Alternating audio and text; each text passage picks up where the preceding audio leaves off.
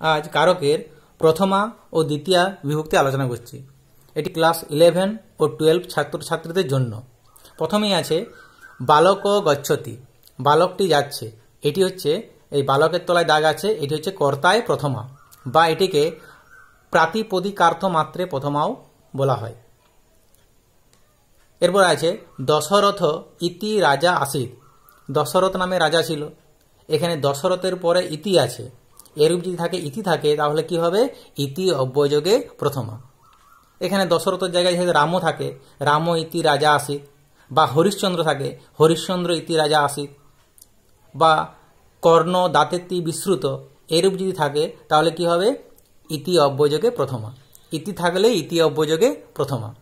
এরপরে 3 নম্বর আছে বালিকয়া হরিণ দৃশ্যতে, বালিকাটির দ্বারা হরিণটি দেখা হচ্ছে আর কি, হরিণের তলে দাগ আছে।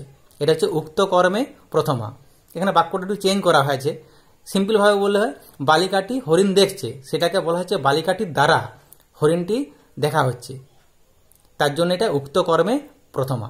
এরপর আছে হে আচার্য, এটা সম্বোধনে প্রথমা। হে রামজি থাকে, তারও সম্বোধনে প্রথমা। এ হচ্ছে মোটামুটি প্রথমা বিভক্তি। এই ধরনের প্রশ্ন তোমাদের আসে আর কি পরীক্ষা। যদি তাহলে আবার আলোচনা করছি যে বালক গচ্ছতি, এর বালকের তলায় দাগ আছে, তাহলে কি হবে? কর্তায় প্রথমা। দশরথ ইতি, দশরথ তলায় দাগ আছে, তাহলে কি হবে? ইতি অব্যয়যোগে প্রথমা। বালিকয়া হরিণ দৃশ্যতে, উক্ত কর্মে প্রথমা। হে আচার্য, এরম হলে কি? সম্বোধনে প্রথমা। এরপর যদি থাকে হে রাম, সম্বোধনে প্রথমা। এরপরে দ্বিতীয় বিভক্তি আলোচনা করছি। দ্বিতীয় বিভক্তির প্রথমে আছে শিষ্য গুরু সেবত, শিষ্য গুরুকে সেবা করছে। এটা হচ্ছে কর্মে দ্বিতীয়া বা কর্মকারকে দ্বিতীয় বিভক্তি, এভাবে লেখা যায়। কর্মে দ্বিতীয়া বা কর্মকারকে দ্বিতীয় বিভক্তি। শিষ্য গুরু সেবতে, এই গুরুটা হচ্ছে সাধু শব্দের মতো। সাধু শব্দের দ্বিতীয় এক বচন আছে সাধুং, তাহলে গুরু, শিষ্য কাকে সেবা করছে? না গুরুকে, এই জন্য কর্মে দ্বিতীয়া। সেরকম থাকে রাম ভাত খাচ্ছে, কি খাচ্ছে? রাম অন্নং খাদতি, অন্নং, তাহলে কর্মে দ্বিতীয়া। রাম ভাত খাচ্ছে, সংস্কৃত হচ্ছে রাম অন্নং খাদতি, অন্নঙের তলায় যদি দাগ থাকে কি হবে? তখন কি হবে? কর্মে দ্বিতীয়া। এখানে শিষ্য গুরুকে সেবা করছে, গুরু দাগ আছে, কর্মে দ্বিতীয়া বা কর্মকারকে দ্বিতীয় বিভক্তি। এরপর আছে শিশু মধুরং হসতি, এখানে দাগ আছে মধুরঙের তলায়।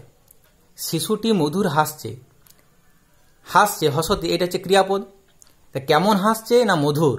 তাহলে এই মধুর পদটি হচ্ছে এই ক্রিয়াপদের বিশেষণ, তার জন্য এটা কি হচ্ছে? ক্রিয়া বিশেষণে দ্বিতীয়া। ক্রিয়াপদের বিশেষণ হলেই সব জায়গাতেই আর কি ক্রিয়া বিশেষণে দ্বিতীয়া হবে। যদি থাকে যে হস্তি ধীরং চলতি বা হস্তি ধীরং গচ্ছতি, ধীরঙের দাগ আছে, তখন হবে কি হবে? ক্রিয়া বিশেষণে দ্বিতীয়া। অশ্ব দ্রুতং ধাবতি, অশ্ব ঘোড়াটি দ্রুত দৌড়াচ্ছে, দ্রুতঙের তলায় দাগ আছে, তাহলে কি হবে? ক্রিয়া বিশেষণে দ্বিতীয়া। ক্রিয়াপদের বিশেষণ হলেই সব জায়গায় ক্রিয়া বিশেষণে দ্বিতীয়া। সা মধুরং গায়তি, সে মধুর গান করছে, মধুরঙের তলায় দাগ আছে, কি হবে? ক্রিয়া বিশেষণে দ্বিতীয়া। এরপর 3 নম্বরে আলোচনা করা হয়েছে স মাসম অধীতে, সে 1 মাস ধরে পড়ছে। অধীতে মানে পড়ছে বা পঠতি আর কি, অধীতে। স মাসম অধীতে, মাসম, সে 1 মাস ধরে পড়ছে, এটা হচ্ছে কি? ব্যাপ্তি অর্থে দ্বিতীয়া, 1 মাস ধরে। এখানে মাসমের জায়গায় বর্ষম থাকতে পারে, তার বর্ষ মানে হচ্ছে বছর। স বর্ষম অধীতে, এটা ব্যাপ্তি অর্থে দ্বিতীয়া। এটা হচ্ছে কালবাচক, কাল মানে সময়। ঠিক পরে আবার আছে ক্রোশং কুটিলা নদী, এটিও ব্যক্তি অর্থে দ্বিতীয়া, কিন্তু এখানে ক্রোশ হচ্ছে দূরত্ব বোঝাচ্ছে আর কি, এটা হচ্ছে পদবাচক। আগেরটা ছিল কালবাচক, এটা হচ্ছে পদবাচক। কালবাচক বোঝাতেও ব্যক্তি হয়, আবার পদবাচক বোঝাতেও ব্যক্তি হয়। ক্রোশং কুটিলা নদী, নদীটা কুটিল মানে এঁকে বেঁকে গেছে আর কি, ক্রোশ একটা দূরত্ব বোঝাচ্ছে, সেক্ষেত্রে কি হচ্ছে? ব্যক্তি অর্থে দ্বিতীয়া। তাহলে ব্যক্তি অর্থে যে বুঝাচ্ছে আর কি, সেটা কালবাচক হতে পারে, সময়বাচক হতে পারে, আবার কি পদবাচকও হতে পারে। এটা মাস মানে সময়, কাল, সেই কালবাচক এটা, আর এটা হচ্ছে কি পদবাচক, দূরত্ব বোঝাচ্ছে আর কি। এরপরে আছে দিনং প্রতি দয়াং করু, দিনং প্রতি, দিন মানে এখানে দরিদ্র আর কি, দিনং প্রতি দয়াং করু, তাহলে দরিদ্রের প্রতি দয়া করো আর কি, এটা প্রতিযোগে দ্বিতীয়া। প্রতি থাকলে প্রতিযোগে দ্বিতীয়া, প্রতি থাকলে কি হবে? প্রতিযোগে দ্বিতীয়া। গ্রামং নিকোষা নদী, গ্রামং নিকোষা নদী, এটা হচ্ছে নিকোষা অব্যয়যোগে দ্বিতীয়া। নিকোষা থাকলেই নিকোষা অব্যয়যোগে দ্বিতীয়া। নিকোষা থাকলে কি হচ্ছে? নিকোষা অব্যয়যোগে দ্বিতীয়া। নিকোষা মানে কাছে, তাহলে নিকোষা অব্যয়যোগে দ্বিতীয়া। নিকোষা থাকলে নিকোষা অব্যয়যোগে দ্বিতীয়া। এখানে থাকতো যে বনম নিকোষা নদী, বনম নিকোষা, তাহলে কি হচ্ছে? নিকোষা অব্যয়যোগে দ্বিতীয়া। নিকোষা অব্যয়যোগে দ্বিতীয়া। এরপরে আসছি সূত্র সিংহ গুহাম অধিশেতে বা অধিতিষ্ঠতি বা অধ্যাস্তে।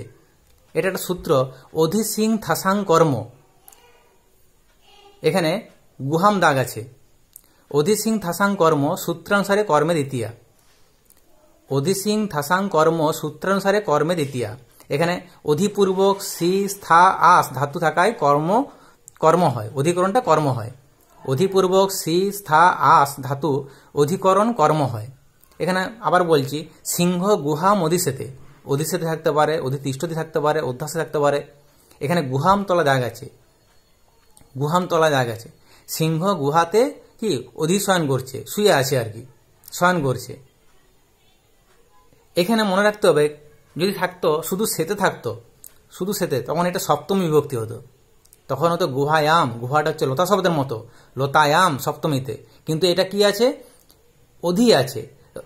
সি ধাতুর পূর্বে যদি অধি থাকে, সেক্ষেত্রে এখানে সপ্তমী না হয়ে দ্বিতীয় হবে, সেটা এই সূত্রে তো বলা হয়েছে।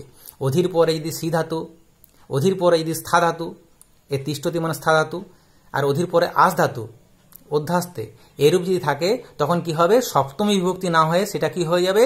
দ্বিতীয় হবে। এখানে সিংহ গুহাম অধিশেতে, এই যে অধির পরে সি ধাতু আছে, তার জন্য কি হচ্ছে? এটা সপ্তমী না হয়ে এটা দ্বিতীয় বিভক্তি হচ্ছে। যদি অধিটা না থাকতো, আমি অধিটা না থাকতো, যে সিংহ ড্যাশ সেতে, তখন কি হতো? এটা এখানে এই পদটা হয়ে যেত গুহায়াম সেতে। অধি আছে বলে সেটা গুহাম দ্বিতীয় হয়ে যাচ্ছে। অধিটা না থাকলে কি হতো? তখন এটা গুহায়াম মানে হচ্ছে সপ্তমী হয়ে যেত। তো অধি আছে বলে সপ্তমীটা কি হয়ে যাচ্ছে? দ্বিতীয় হয়ে যাচ্ছে। এই সূত্রে এটা মানে অধি সিং থাসাং কর্ম, মানে অধির পরে যদি সি ধাতু, এখানে এটা সি ধাতু, অধির পরে যদি স্থা ধাতু, এটা স্থা ধাতু তিষ্ঠতি, অধির পরে এই আস আকার আছে, এখানে আস ধাতু থাকে, তাহলে কি হবে? সেটা সপ্তমী না হয়ে দ্বিতীয় হয়ে যাবে। তো পরীক্ষায় যদি এভাবে পড়ে সিংহ গুহাম অধিশেতে, গুহাম নিচে দাগ আছে, তখন লিখতে হবে কি? অধি সিং থাসাং কর্ম সূত্রানুসারে কর্মে দ্বিতীয়া। অথবা লেখা যেতে পারে যে অধিপূর্বক সি ধাতু থাকায় অধিপূর্বক এই যে অধি আছে, অধিপূর্বক এই যে অধি আছে, অধিপূর্বক সি ধাতু, এই যে সি ধাতু থাকায় কর্মে দ্বিতীয়া। সূত্র অনুসারে লেখা যেতে পারে, অথবা কি এভাবে লেখা যায় যে অধিপূর্বক সি ধাতু থাকায় কর্মে দ্বিতীয়া। এরপর আরেকটা উদাহরণ নিচে লেখা আছে, শিশু শয্যাম অধিশেতে, শিশু বিছানাতে শুয়ে আছে। এটা শয্যামের তলা দাগ আছে। শয্যা শব্দ হচ্ছে লতা শব্দের মতো, তো লতা শব্দের দ্বিতীয়তে হচ্ছে লতাম, শয্যাম। তা শিশুটি শয্যাতে শুয়ে আছে, এমনি যদি করা হয়, অধি যদি না থাকতো, তাহলে এটা সপ্তমী করতে হতো। কিন্তু অধি আছে বলে এটা সপ্তমীটা কি হয়েছে? দ্বিতীয় হয়ে গেছে, শয্যায়াম হয়ে যেত। যদি অধি না থাকতো তাহলে কি হতো? এটা শয্যামটা কি হতো? সপ্তমীতে শয্যায়াম হতো। কিন্তু এটা অধি আছে বলে এটা শয্যাম দ্বিতীয় হয়ে গেছে, সপ্তমীটা চেঞ্জ হয়ে দ্বিতীয় হয়ে গেছে, এই যে অধি আছে বলে। তাই কি হচ্ছে? অধি সিং থাসাং কর্ম সূত্রানুসারে কর্মে দ্বিতীয়া। বা লিখতে পারি কি, সূত্র যদি কারো মনে না থাকে, কঠিন সূত্র যদি মনে না থাকে, লিখতে হবে যে অধিপূর্বক, এই যে অধিপূর্বক মানে পরে আর কি, সি ধাতু, অধিপূর্বক সি ধাতু থাকায় কর্মে দ্বিতীয়া। সূত্র অনুসারেও লেখা যেতে পারে, অথবা কি এভাবে লেখা যেতে পারে যে অধিপূর্বক সি ধাতু থাকায় কর্মে দ্বিতীয়া। তবে এক্ষেত্রে একটা বিষয় মনে রাখতে হবে যে অধিপূর্বক সি ধাতু সব জায়গায় হবে না, আগে ধাতুটা দেখতে হবে। যেমন এখানে একটা আছে, লিখেছি যে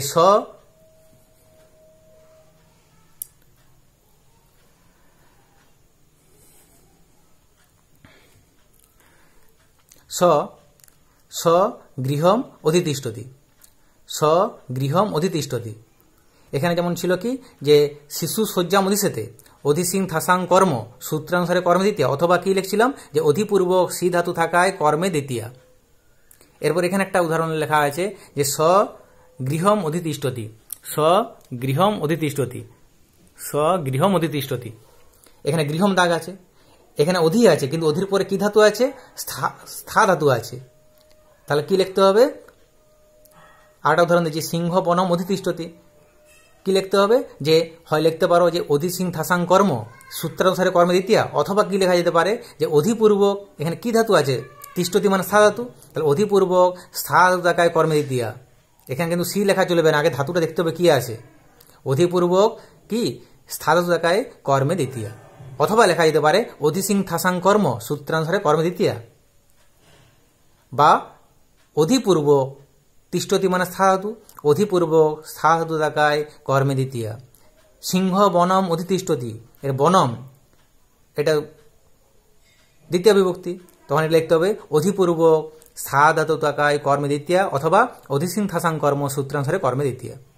কিন্তু যদি এভাবে থাকে যে সিংহ বনে বসতি, হয়তো দিল পরীক্ষাতে সিংহ বনে তিষ্ঠতি বা বসতি, এখানে সিংহ বনে তিষ্ঠতি দেওয়া আছে, তিষ্ঠতি দেওয়া আছে, তখন কিন্তু এই যে বনে আছে এটা হচ্ছে অধিকরণে সপ্তমী, অধিকরণে সপ্তমী বনে। কিন্তু যদি থাকতো এখানে অধি থাকতো, এর আগে জাস্ট এর আগে অধি থাকতো, তখন কিন্তু বনে না হয়ে সপ্তমী না হয়ে কি হতো, দ্বিতীয়া হয়ে যেত।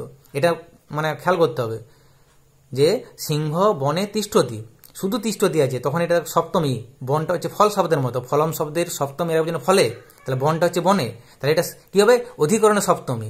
কিন্তু যদি থাকতো সিংহ বনে অধিতিষ্ঠতি, এই পদটা থাকতো অধিতিষ্ঠতি, তখন এটা কি হয়ে যেত, বনম হয়ে যেত, তখন কিন্তু বনে হতো না, বনম হয়ে যেত, তখন হতো এই সূত্র অনুসারে যে অধিসিং থাসাং কর্ম সূত্রানুসারে কর্ম দ্বিতীয়া। বুঝা গেছে? এরপর আরেকটা সূত্র আছে,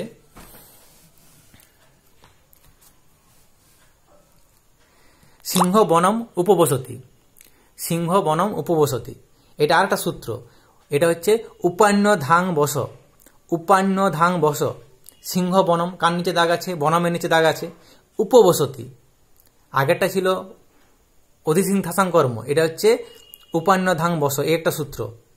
সিংহ বনম উপবসতি, এটা এভাবে লিখতে হবে যে উপান্য ধাং বস সূত্রানুসারে কর্মে দ্বিতীয়া, এই যে উপবসতি আছে, উপান্য ধাং বস সূত্রানুসারে কর্মে দ্বিতীয়া, অথবা লেখা যেতে পারে যে উপপূর্বক বস ধাতু থাকায় কর্মে দ্বিতীয়া। এটা আলাদা সূত্র, ওই আগের সূত্রের সাথে কোনো সঙ্গ নেই, ঠিক আছে? এটা আমি বুঝাচ্ছি, যে সূত্রটা বুঝাচ্ছি মানাটা কি। এই যে উপান্য ধাং বস, এই নিচে লিখেছি উপান্য ধাং বস, এটাকে ভাঙছি, সন্ধি বিচ্ছেদ উপ, এই আকারটাকে অ করছি, অনু অধি আং, এই যে দন্তন্য বয়া আছে, যেমন অন্যয় সন্ধি বিচ্ছেদ কি হয়, অনুযুক্ত হয়, তাহলে এখানে উপ অনু অধি আং বস, এখানে বসটা হচ্ছে কমন, আগের সূত্রে কি ছিল, অধিটা কমন ছিল, এখানে ধাতুটা কমন, মানে কি উপ বস ধাতু বসতি লিখেছি, অনু বস ধাতু অনুবসতি, অধি বস ধাতু অধিবসতি, আং মানে আ বস আ বসতি। এখানে যেমন আছে সিংহ বনম উপবসতি, উপবসতি থাকতে পারে, অনুবসতি থাকতে পারে, অধিবসতি থাকতে পারে, আবসতি থাকতে পারে।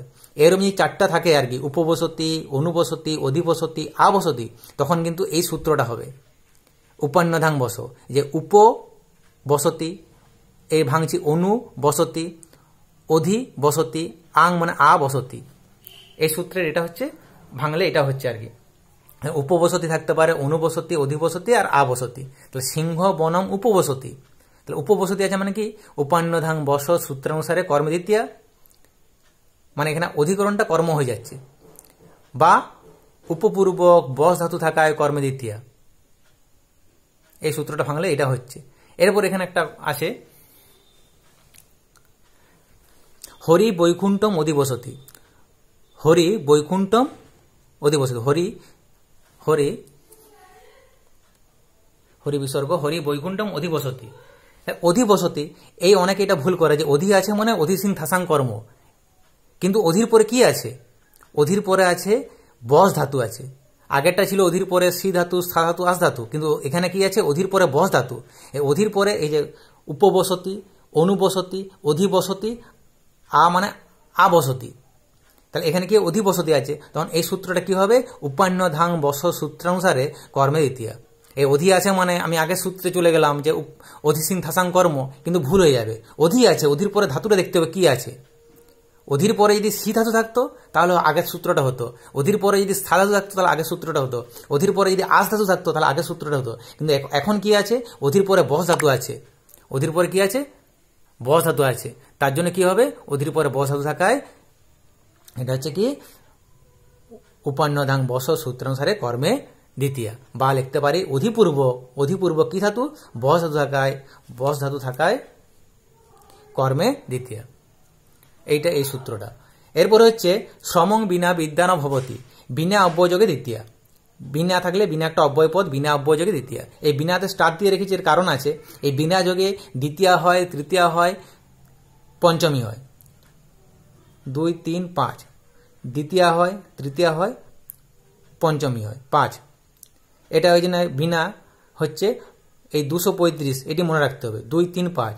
এখানে শ্রমং বিনা আছে, শ্রমং বিনা বিদ্যা ন ভবতি, শ্রমং বিনা বিদ্যা ন ভবতি, শ্রম ছাড়া বিদ্যালাভ হয় না। এটা বিনা অব্যয় দ্বিতীয়া। এটাই থাকতো শ্রমেন থাকতো, যেমন নর শব্দে নরেন, ফল শব্দে ফলেন, তাহলে শ্রমেন, তখন হয়তো তৃতীয়া। আবার যদি থাকতো শ্রমাত, নর শব্দে নরাত, ফল শব্দে ফলাত, শ্রমাত, তখন হবে বিনা অব্যয়যোগে পঞ্চমী। এই জন্য 2, 3, 5 এটা মনে রাখতে হবে। তাহলে মোটামুটি প্রথমা দ্বিতীয় বিভক্তি আজকে এই আলোচনা করা হলো।